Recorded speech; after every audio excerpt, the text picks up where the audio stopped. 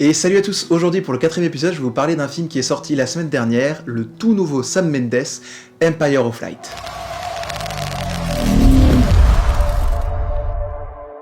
Alors de quoi parle ce film? Il parle d'une femme dans la quarantaine qui travaille dans un cinéma dans les années 80. Et d'ailleurs on le sait parce que c'est assez drôle parce que dans la scène d'introduction, on a divers plans du cinéma qui s'allument, on a toute la préparation en fait de cette femme dans ce cinéma et en fait on voit un moment le poster de Blues Brothers et du coup on peut comprendre directement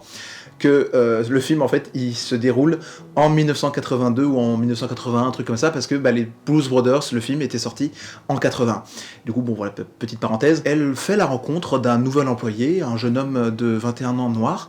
et qui se retrouve lui confronté à l'époque de Thatcher, à l'époque où en fait il y avait un énorme racisme qui montait en Angleterre, toutes ces histoires qui sont très intimes, qui se mêlent à la grande histoire avec un grand H, et du coup c'est un aspect qui était assez intéressant dont je vous parlerai plus tard dans la vidéo. La première chose qui m'a frappé quand j'ai vu les premières minutes du film, c'est le côté très humain, c'est le côté très terre à terre, c'est le côté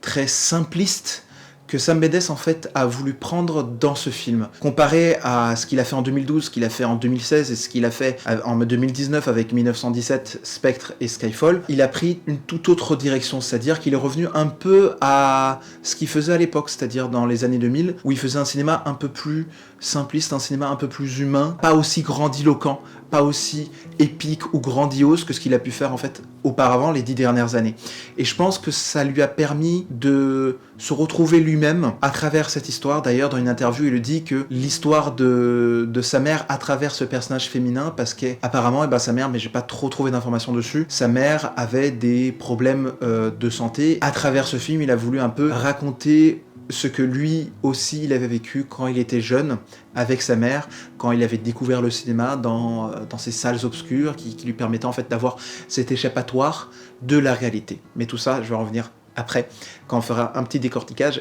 de ce film. Il raconte avec poésie et douceur une histoire d'amour dans un contexte géopolitique d'époque qui est assez perturbé, assez chaotique. Il réussit, je trouve, avec brio, à mêler l'intime avec l'histoire avec un grand H. Il réussit à travers cette histoire à raconter les périples, les aventures de cette caissière, de cette personne qui, au final, on va découvrir qu'elle est schizophrène,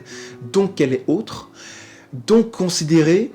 comme le noir qui travaille avec elle et dont elle tombe amoureuse, étrangère, comme quelqu'un qui est trop différent de ce qui est la normalité dans la société. Et il réussit à rentrer toutes ces histoires ensemble et à parler justement de ces différences et de cette souffrance qu'ont les gens de se sentir trop différents, de se sentir extérieurs de la population. Et c'est ça qui est très intéressant, c'est que cette personne qui souffre de schizophrénie, elle est du coup mêlée à l'histoire de ce jeune homme qui est noir, qui se retrouve confronté à la réalité de l'histoire de l'époque en 1982 sous Thatcher, avec cette peur de l'étranger, cette peur de l'autre qui va faire en sorte que les skinheads ils commencent à frapper, ils commencent à blesser, même des fois tuer des personnes de couleur dans la rue en Angleterre. Et du coup, on se retrouve confronté à une histoire qui mêle deux histoires qui, au final, racontent la même chose. Il raconte comment deux personnes qui sont extérieures de la normalité, on pourrait dire, parce que c'est pas vraiment la normalité en soi, c'est vraiment avec des guillemets que je dis ça, c'est que les personnes de l'époque ne les considéraient pas comme des personnes comme elles devaient être cachées, devaient être mises de côté. Et comme cette schizophrène qui devait être mise dans une maison spécialisée parce que justement, elle ne rentre pas dans les cases. Et du coup, il faut lui donner des médicaments pour qu'elle soit inerte, pour qu'elle soit immobile, qu'elle ne vive plus, qu'elle soit comme un zombie qui est en train de vagabonder dans ses couloirs, qui est en train de pas réellement vivre. Et du coup, en fait, on a cette juxtaposition de ces deux personnages qui, à travers leur histoire, permet de raconter une critique de la société de l'époque, mais aussi d'aujourd'hui, parce que même si aujourd'hui, certaines ségrégations, ça va mieux, on est toujours dans la peur de retomber dans les mauvaises habitudes, c'est-à-dire de retomber dans la peur de l'autre, de retomber dans la violence envers l'autre. Je pense que ce film veut parler de ça, veut parler de cette peur qu'on a tous aujourd'hui, en 2023, qu'on retombe dans la barbarie qu'il y avait à une certaine époque, et dans le chaos, et dans la violence gratuite envers les personnes qui ne sont pas comme nous, entre guillemets. Parlons images. Alors déjà, ce qui m'a fasciné dès le début, c'est que j'ai tout de suite reconnu la musique d'Atticus Ross. J'ai tout de suite reconnu sa petite patte du piano mêlé avec un peu de l'électronique. Et j'ai tout de suite été mis dans l'ambiance du film, avec cette première scène où on voit cette femme qui arrive tout simplement, qui commence à allumer les lumières, qui monte les marches, qui commence à allumer le cinéma, qui commence à le nettoyer, tout ça, et je trouve que cette scène, par sa simplicité, par sa manière d'être filmée très basique, c'est des plans fixes qui ne bougent pas, c'est des plans inertes qui sont un peu une métaphore de la vie de cette femme qui est sous médicaments, qui est inerte aussi. Et du coup, il n'y a pas beaucoup de vie dans ce cinéma, mais c'est contradictoire parce que on a ce cinéma qui s'allume, donc on a ce cinéma aussi qui prend vie, et donc du coup on a un peu cette contradiction entre plan fixe qui signifie l'immobilité, qui signifie un peu la perte de soi, et cette lumière qui apparaît, qui s'allume à droite à gauche. On a toute cette ambiance qui prend vie à ce moment-là dans cette première scène, mêlée à cette musique très douce, très belle, avec poésie. Et ce qui m'amène à parler de la scène suivante qui m'a frappé, c'est l'arrivée de ce jeune homme qui va bouleverser la vie de cette femme, qui va faire commencer à faire bouger la caméra. La caméra avant était très inerte, très plan statique, plan statique, plan statique. Et là, dès que le jeune homme va arriver, on va commencer à avoir des mouvements de travelling. On va commencer à avoir des mouvements de caméra qui vont signifier, en même temps que la personne, que cette femme va recommencer à vivre, vont signifier que même le film va recommencer à bouger, va recommencer à vivre et à se déplacer. Je trouve même que dans les images, on trouve quelque chose de plus énergétique et de plus vif à travers la mise en scène qui est faite à partir du moment où le jeune homme arrive dans la vie de cette femme. Alors je sais que c'est une scène que beaucoup de gens vont en parler dans leurs critiques, etc. parce que c'est l'une des images clés du film, c'est sur l'affiche, c'est dans les bandes annonces, tout ça, c'est l'image où on voit le feu d'artifice avec la femme et le jeune homme qui sont en train de regarder le feu d'artifice et qui s'embrassent pour la première fois. Je sais pas pourquoi, mais en fait cette scène, même si elle est très simple dans sa manière d'être filmée, on a des champs contre champs, on a un plan large de dos où on voit les feux d'artifice, on voit les deux personnes, les deux silhouettes qui sont en avant-plan, c'est assez simple comme mise en scène, mais je trouve que justement cette scène, elle signifie beaucoup pour les personnages et pour le réalisateur aussi. Par sa simplicité, par sa beauté, par sa douceur, par sa poésie, il nous signifie que les deux vont commencer à prendre soin l'un de l'autre, que les deux vont commencer à s'aimer, qui vont commencer à vivre une histoire d'amour, même si une histoire d'amour entre une femme dans la quarantaine et un jeune homme de 21 ans, bien sûr, évidemment, c'est pas toujours accepté, mais je trouve que dans cette scène, on a vraiment cette intimité qui se met en place, et on a cette sensation que les deux personnes vont honnêtement s'aimer et vont honnêtement s'aider l'un l'autre. Un peu comme cette scène où le jeune homme va s'occuper d'un pigeon la première fois qu'il fait le tour du cinéma pour découvrir le cinéma, et qu'on a ce pigeon qui va envelopper dans sa chaussette, et on va comprendre en fait que ce jeune homme, en même temps qu'il va prendre soin du pigeon, il va prendre aussi soin de cette femme qui vit un malaise social parce qu'elle est malade, elle a la schizophrénie, et du coup elle ne sait pas vraiment comment s'intégrer au monde sans prendre de médicaments, mais au moment où elle va arrêter de prendre des médicaments, son monde va se chambouler parce qu'elle va plus avoir le contrôle sur ses émotions, sur comment elle réagit par rapport aux autres, etc. Et on y voit surtout toute l'humanité que nous tous sommes capables d'avoir. Dans cette histoire où on découvre cette femme qui souffre de schizophrénie et qui petit à petit va plonger dans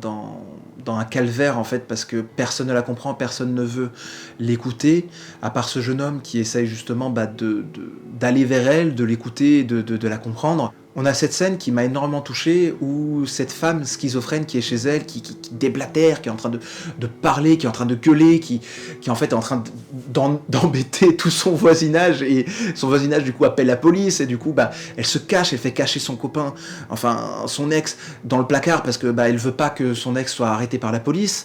Et on a cette séquence qui est très courte, enfin elle dure même pas une minute, où on la voit, elle s'assoit sur cette chaise, elle met sa valise parce qu'elle est prête, elle sait très bien ce qui va se passer, elle sait très bien qu'elle va être emmenée à nouveau à l'hôpital, elle sait très bien qu'elle n'a pas d'échappatoire. Et du coup, elle se met sur cette chaise, on a ce plan qui m'a vraiment frappé, où la caméra elle s'approche petit à petit d'elle, et on a les sons de la porte qui est en train d'être fracassée. Et je sais que c'est quelque chose en mise en scène que pas mal de réalisateurs en aiment faire, c'est qu'on a un mouvement de caméra qui s'approche de la personne, et on a un son off qui nous rappelle qu'il y a un danger, il y a quelque chose qui se passe, qui va se passer à cette personne. Et je trouve que des fois c'est réussi. Dans certains films c'est vraiment très très réussi. Et là c'est magnifiquement réussi. C'est vraiment cette scène, j'étais au cinéma, j'étais assis et chaque coup, pouf, pouf. Et je trouve que oui, dans la simplicité de cette mise en scène, Sam Mendes a réussi à faire passer le message de la peur de cette femme face à la société, face à elle-même aussi, parce qu'elle sait très bien ce qu'elle représente, elle sait très bien que ce n'est pas normal ce qu'elle fait, mais elle sait très bien aussi que, en fait, ce serait tellement plus simple si la société acceptait ce qu'elle était, tout simplement. On est vraiment touché à ce moment-là parce qu'on se rend compte que ce qu'elle exprime, ce qu'exprime cette femme, elle parle de nos propres tourments, de nos propres problèmes, de nos propres cancers. Et on est encore plus touché parce que les coups contre la porte choquent autant elle que nous, les spectateurs. On a une simplicité dans l'image dans ce film qui est assez étonnante parce qu'aujourd'hui, dans l'univers du multimédia, on est en mode faut faire des images de plus en plus poussées, faut faire des images de plus en plus dingues pour que le spectateur soit de plus en plus imprégné par les images, etc. Là, on retombe dans quelque chose qui est assez simpliste, dans quelque chose qui est assez doux et poétique et assez simple. On touche à quelque chose vraiment de spécial que Sam Mendes essaye de faire passer, c'est que à travers le cinéma, même l'image la plus simple, elle peut porter tout un message bien plus important que ce qu'on peut penser. Et aujourd'hui, dans la société dans laquelle on vit, où on est sur nos portables, où on swipe, on prend même plus le temps en fait de regarder les images qu'on voit. À travers ce film, il essaie de nous faire comprendre qu'il y a une justesse, il y a une raison pour une image. C'est comme un tableau. On va pas regarder un tableau et hop, non, on regarde un autre tableau. Hop, Picasso ou Van Gogh, etc. On va pas juste regarder un tableau en mode 2 secondes et on se dit oh bon c'est bon, je vais regarder un autre parce que ça m'ennuie. Et c'est pareil dans le cinéma. Dans le cinéma, il faut savoir en fait se poser. Il faut savoir se mettre dans le noir. Dans un cinéma, c'est ça que parle Sam Mendes. Donc, je sais pas si vous vous rendez compte, mais en fait, depuis quelques mois, on a vraiment cette multiplicité en fait de films qui nous parlent de l'importance du cinéma. On en a parlé il y a quelques semaines, Babylone. Puis il y a The Fabelman de Spielberg que j'ai pas encore eu la chance de regarder. On a maintenant Empire of Light qui nous parle aussi de cinéma. Je me dis, ok, est-ce que c'est une tendance aujourd'hui à peut-être nous rappeler à nous en tant qu'êtres humains que y a quelque chose de plus à regarder dans les images que juste le divertissement. Parce que oui, aujourd'hui, les images c'est beaucoup de divertissement, mais on ne prend plus le temps de regarder réellement les choses. On ne prend plus le temps d'apprécier, s'imprégner des images qu'on regarde. Dans ce film Empire of Light, qui parle exactement de cinéma, parce que le cinéma ne serait rien sans la lumière, Empire of Light c'est l'empire de la lumière. Sans lumière, pas de caméra, pas de film, pas de cinéma, pas de télévision, pas de culture comme on la connaît aujourd'hui, quoi. Pas de portable comme on la connaît aujourd'hui. C'est là que Sam Mendes veut vraiment aller, c'est nous rappeler à nous l'importance de réfléchir l'image et de pas juste la regarder. Il essaie de nous faire comprendre l'importance du moment même qu'on vit à l'instant même. Au lieu de tout le temps s'imaginer, ou bien tout le temps regarder son portable et regarder ce que les autres font et se dire « Oh, c'est trop cool, j'aimerais bien faire pareil, etc. » Il nous fait comprendre à travers certaines scènes spécifiques que c'est important de vivre l'instant même, l'instant T, de vivre ici, maintenant, et de s'en imprégner complètement. Comme dans cette scène où cette femme vient de parler en fait avec son copain qui lui dit mais pourquoi est-ce que tu vas pas voir un film au cinéma, pourquoi est-ce que t'en profites pas? Et on a cette scène vraiment déchirante, enfin pour moi en tant que cinéaste, elle va le soir tard au cinéma et elle court, elle arrive devant le projectionniste et lui dit est-ce que tu peux montrer un film? Et lui il est là, il comprend pas, il va partir, il a déjà tout éteint et il lui demande mais quel film? Et il lui dit n'importe quel. Elle rentre dans le cinéma, elle est seule dans cet énorme cinéma, magnifique d'ailleurs, un cinéma majestueux, c'est pas pour rien qu'il s'appelle Empire of Light, ce cinéma. Et elle arrive devant ce cinéma, on a cette scène très touchante où pendant 2 minutes, on a cette musique douce, on n'a quasiment aucun son, que le son du film qui est projeté, que le son des bobines qui sont remplacées, le son du projectionniste qui est en train de faire son travail, le travail manuel qu'il y avait à l'époque. On avait 2 bobines, parce que les bobines ne faisaient pas 90 minutes, elles faisaient 45, on devait avoir plusieurs bobines qui étaient mises en place pour regarder le film en entier au cinéma, et on a tous ces sons, on a toute cette mise en place de ce moment que la femme va enfin, pour la première fois depuis peut-être des années, va s'en imprégner complètement, viscéralement,